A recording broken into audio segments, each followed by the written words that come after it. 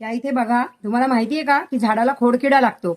तर तो खोडकिडा कसा ओळखायचा, तर हे संपूर्ण झाड बघा कसं आता टवटवीत आहे आणि या टवटवीत असलेल्या या झाडावरती एक फांदी अशी मलूल झाली. ही मलूल का झाली असा आपल्याला प्रश्न पडतो. जेव्हा आपण घरी पण झाडं लावतो कुंडीमध्ये, त्यावेळेला आपल्याला प्रश्न पडतो की ही एकच फांदी अशी मलूल का झाली. तर त्याचं कारण मी तुम्हाला दाखवते.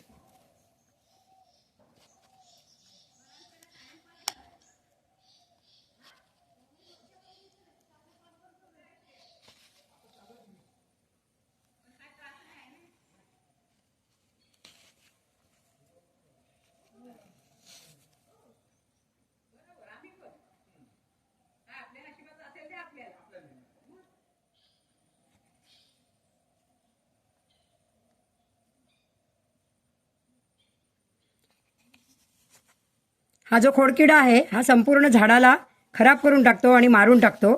तर हा खोडकिड्याची फांदी तुम्हाला जर अशी मलूल झालेली दिसली तर तुम्ही समजून जा की याच्यामध्ये हा किडा आहे आणि हा साधारणपणे करंगडीसारखा थोडा लहान असा जाड होतो आणि हा संपूर्ण झाड खाऊन टाकतो आणि नष्ट करून टाकतो.